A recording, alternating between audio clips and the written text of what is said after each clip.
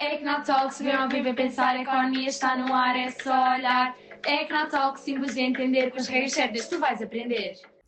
Sejam muito bem-vindos ao Ecnotalks, o podcast onde a economia fala a tua língua. Hoje vamos falar sobre produção, bens económicos e fatores produtivos, ou seja, tudo aquilo que está por trás de cada produto ou serviço que usamos no nosso dia-a-dia. Já pensaste porque é que o pão chega à tua mesa, o telemóvel funciona, ou como apps de streaming existem? Tudo isso passa pelo processo produtivo e pela combinação de fatores produtivos. Vamos explicar tudo de forma muito simples, com exemplos próximos da tua vida cotidiana, para perceberes como a economia está presente em cada decisão de produção e de consumo. Primeiro, temos de ver o que é que são bens económicos. São bens escassos que exigem recursos para serem produzidos e têm um custo. Classificam-se em bens de consumo, ou seja, aqueles que são usados diretamente pelos consumidores, como pão ou roupa, e bens de produção, usados para produzir outros bens, como máquinas ou ferramentas. Também devemos olhar para a sua duração. Podem ser bens perecíveis, consumidos rapidamente, como alimentos frescos, ou bens duradouros, que podem ser usados várias vezes, como eletrodomésticos. E também quanto à interação entre bens, podem ser substituíveis, quando um pode substituir outro, como por exemplo a manteiga ou a margarina, ou complementares, quando funcionam melhor juntos, como por exemplo o café ou o açúcar. A produção, por outro lado, é transformar recursos em bens e serviços, envolvendo 3 setores de atividade. O primário, a agricultura, a pesca, a mineração. O secundário, a indústria e a construção. E o terciário, serviços como transportes, lojas e saúde. Por exemplo, um café na tua cidade. O trigo vem do setor primário, a padaria do setor secundário, o barista e o serviço de entrega são do setor terciário. O processo produtivo é contínuo e está todo interligado. Cada setor depende dos outros e qualquer falha numa etapa afeta toda a cadeia. Para produzir seja aquilo que for, nós usamos sempre fatores produtivos, que são os recursos aplicados nessa mesma produção.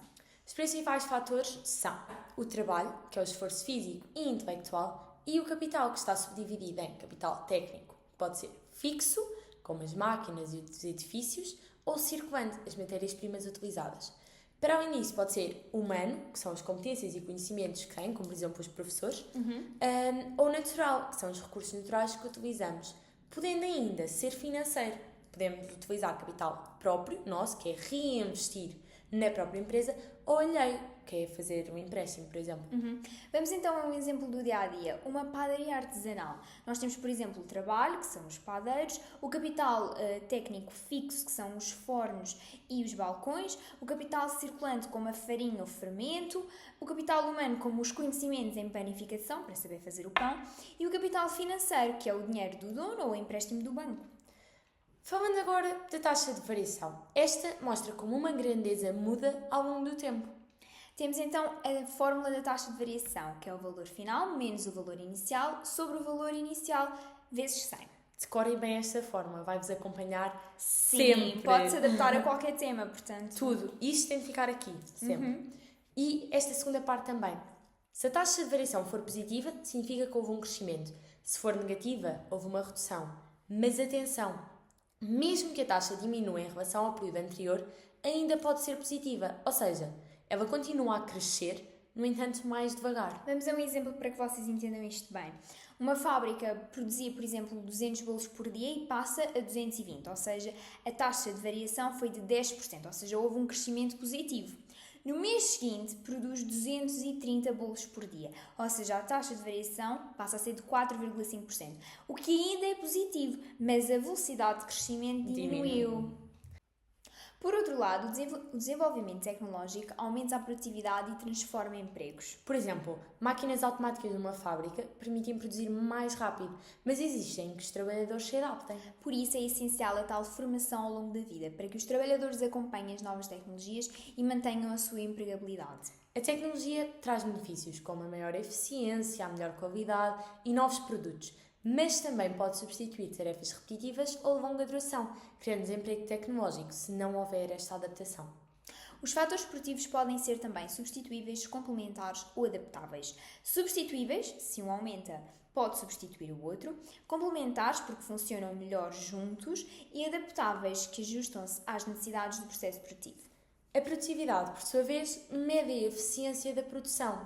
Temos 3 tipos. A produtividade total, que é o valor da produção a dividir pelo valor dos fatores produtivos. somamos, por exemplo, toda a produção e depois dividimos esse valor pela quantidade de trabalhadores, horas. Exatamente, depende do fator em que estamos a trabalhar. Depois temos a produtividade marginal de trabalho, que é o acréscimo do produto a dividir pelo acréscimo de uma unidade de trabalho. Ou seja, se eu produzo mais 10.000 unidades e acrescento 20 trabalhadores, é essa divisão. E por fim, a produtividade média de um fator pode ser ou o valor ou a quantidade, em que fazemos o valor de produção a dividir pelo valor ou a quantidade desse fator, dependendo do que é que estamos a falar. Sim, exatamente. No curto prazo, aplica-se a lei dos rendimentos marginais decrescentes, em que aumentar um fator mantendo o outro fixo leva a um aumento cada vez menor da produção. Olhando para isto, também temos a lei dos rendimentos marginais crescentes, que é o aumento que pode vir a existir. Já no longo prazo, entram em cena as economias e deseconomias de escala. As economias de escala significam basicamente quando aumentamos a quantidade produzida, reduzimos o custo unitário. Nas deseconomias, ao aumentar a quantidade produzida, aumentamos o custo unitário. Ou seja, por exemplo, numa economia de escala, nós temos 10 unidades. Contratamos um trabalhador, passamos a produzir 15 unidades. Contratamos outro trabalhador e o acréscimo que produzimos já é menor do que as tais 5 unidades que aumentámos inicialmente. Estamos perante uma deseconomia, de escala, exatamente. porque ultrapassa a dimensão ótima. Exatamente. Falando de custos de produção, nós temos os custos de produção fixos, que não variam com a quantidade produzida, por exemplo, quando alugamos um espaço ou até mesmo os seguros, e temos os variáveis, que variam com a produção, por exemplo, as matérias-primas, a energia, e temos as fórmulas, em que o custo total vai ser então a soma dos custos fixos e dos custos variáveis, e então o tal custo unitário que a Carolina estava a falar há bocadinho é o custo total a dividir pela quantidade produzida. Juntar estes custos à análise de fatores produtivos permite às empresas decidir a combinação ótima de recursos e a escala ideal de produção. Lá está o que eu estava a dizer, a dimensão ótima. E por hoje ficamos por aqui. Hoje vimos que a produção envolve bens, fatores produtivos, tecnologia e produtividade e que a combinação correta dos fatores influencia diretamente os resultados. A economia está no pão que comes, nos transportes que usas e nas apps que abres. Compreender o processo produtivo ajuda a perceber como tudo funciona e como a tecnologia e a formação mudam o trabalho. Pensa como a robotização, os fatores produtivos e a produtividade vão afetar o teu emprego ou a tua capacidade de produzir. Segue-nos no Instagram e ouve-nos no Spotify e no YouTube. Até à próxima!